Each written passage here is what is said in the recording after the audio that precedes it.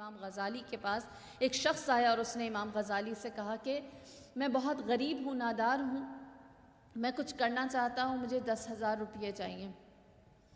امام غزالی نے کہا دوں گا 10,000، ایک ہاتھ اپنا دے دو، میرے سے 10,000 لے لو۔ اس نے کہا ایک ہاتھ کیوں دوں، اس ہاتھ کی قیمت 10,000 سے بہت زیادہ ہے۔ کہا اچھا ایسا کرو، ایک پاؤں دے دو، 20,000 لے جاؤ۔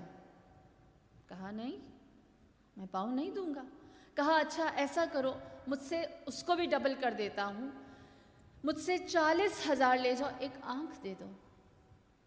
کہا نہیں، میں یہ نہیں کر سکتا۔ امام غزالی نے کہا تم جانتے ہو کہ تمہارے پاس لاکھ سے زیادہ کی دولت موجود ہے تو کیوں قرض مانگتے ہو، کیوں سوال کرتے ہو؟ جو ہے، جو دولت آلریڈی موجود ہے اس پر شکر کرو۔ لہٰذا حسد سے دور رہنے کا سب سے آسان بہترین راستہ شکر میں مبتلا ہونا ہے۔ اور اس کے بعد دوسرا ایلیمنٹ جو انسان کو گناہ کی جانب لے کر آتا ہے وہ سوء ظن ہے، یا حسن ظن سے دور رہنا ہے۔ سوء ظن یا حسن ظن کس طرح انسان کو نیکیوں سے دور رکھتا ہے، میں نے بہت ساری اگزامپلز آپ کو دیں۔ اگر ہم سوء ظن سے نکل کر حسن ظن کی طرف آئیں تو آپ جانتے ہیں یہ حسن ظن آپ کی ذات کو، آپ کے وجود کو عالی کرتا ہے، خدا کے پاس محترم کرتا ہے۔ یہ ہمارا وے آف تھنکنگ ہے جو ہمیں یا خدا کے نزدیک عزت دیتا ہے یا خدا کے نزدیک رسوا کرتا ہے۔ اللہ قرآن میں 2 جگہ پر قرآن میں انسان کو مخاطب کرتا ہے، 2 جگہ پر کہتا ہے یا ایھا الانسان، یا ایھا الناس یا ایھا الذین آمنوا، نہیں، انسان کو، جو کسی بھی کیٹیگری میں، ناس میں بھی آتا ہے، آمنو میں بھی آتا ہے، کفرو میں بھی آتا ہے، منافقوں میں بھی آتا ہے۔ جہاں اللہ انسان کو جنرلی مخاطب کرتا ہے وہاں اس سے کیا کہتا ہے؟ یا ایھا الانسان انک کادح الی ربک کدحا فملاقی، تو مشقت کرنے والا ہے اور تو نے اسی مشقت، اسی محنت، اسی اسٹرگل کے ساتھ مجھ سے ملاقات کرنی ہے۔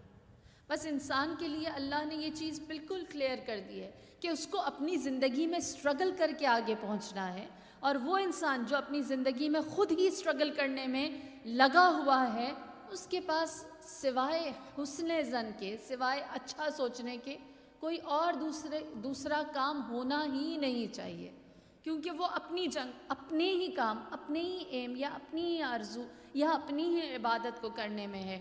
یہ سوء ظن آپ کی روح کو، میں نے جس طرح کہا تھا امیر المؤمنین نے فرمایا جو سوء ظن ہے یہ حبس روح ہے، روح کو قید کر دیتی ہے، پرواز کرنے نہیں دیتی، خدا کے قریب جانے نہیں دیتی، یہ روح کو گرو کرنے نہیں دیتی، بڑھنے نہیں دیتی، بلکہ اس کو محبوس قید کر کے مختصر چھوٹا کر دیتی ہے۔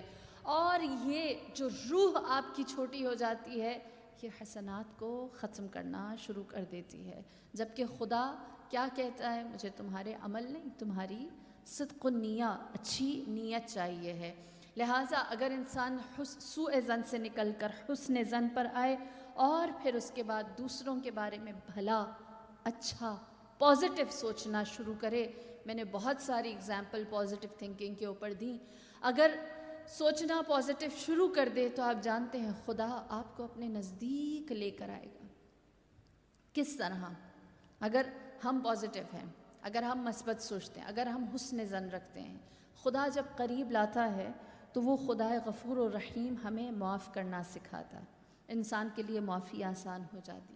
معافی کے زمرے میں بھی میں نے آپ کو بہت ساری انکریجنگ احادیث سنائی اور بہت ساری ایسی باتیں بتائیں، لیکن جو معافی سے ہماری دوری کی وجہ ہے وہ یہ ہے کہ ہمارا وے آف تھنکنگ اہل البیت سے بہت مختلف ہے، ہم چیزوں کو دوسری طرح دیکھتے ہیں۔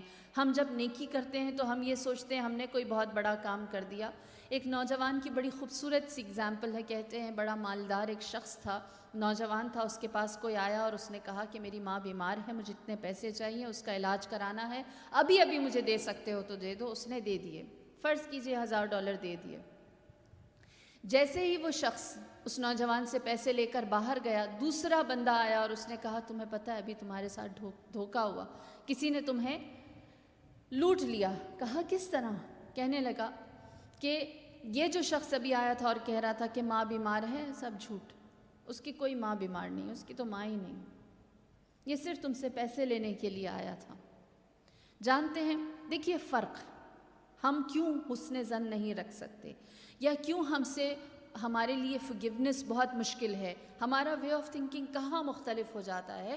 جب اسے بتایا کہ فلاں شخص کی ماں ہی نہیں ہے، بیمار ہونا بات کی بات، پیسے کی ضرورت بات کی بات، تو اس نوجوان نے جس نے پیسے دیے تھے to save a life of a woman, اس نے جواب دیا اور کہا کہ اللہ کا شکر ہے کسی کی جان تو خطرے میں نہیں تھی۔ مقصد کیا تھا؟ مقصد یہ تھا کہ کسی کی جان بچائی جائے۔ ہم کس کے اوپر نگاہ رکھتے؟ میرا $1000، میری نیکی۔ جس طرح ہم دعا کرتے ہوئے بھی اکثر سوال کرتے ہیں ہماری دعا قبول نہیں ہوتی۔ جانتے ہیں دعا کیوں قبول نہیں ہوتی؟ کیونکہ ہم اپنی حاجت کے بارے میں سوچ کے دعا کرتے ہیں۔ دعا کرتے ہوئے حاجت تو نہیں سوچتے، دعا کرتے ہوئے خدا کی قدرت کو سوچتے ہیں۔ اگر آپ دعا کرتے ہوئے اپنی حاجت ذہن میں رکھیں گے قبول نہیں ہوگی، کیونکہ جس سے مانگ رہے ہیں اس سے تو کنیکٹ ہی نہیں ہے۔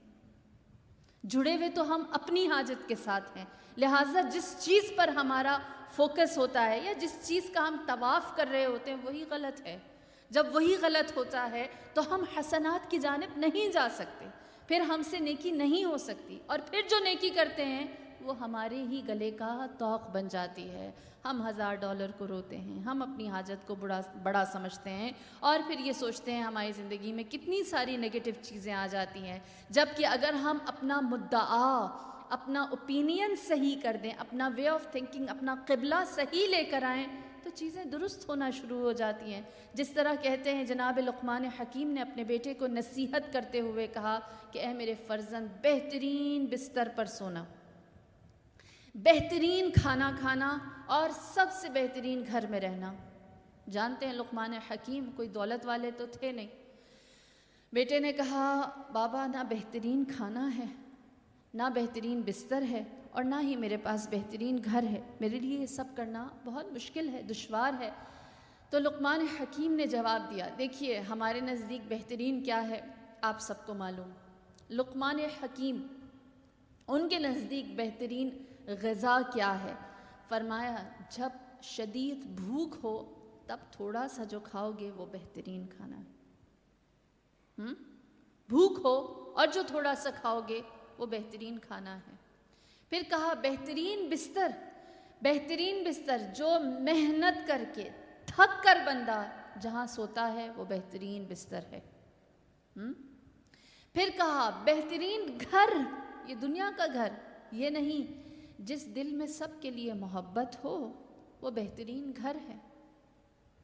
لہٰذا اگر ہم اپنا ویژن درست کریں تو سمجھ میں آنا شروع ہوتا ہے کہ یہ نیکی، یہ اصلاح، یہ خیر ہمیں کس طرف لیڈ کرتا ہے۔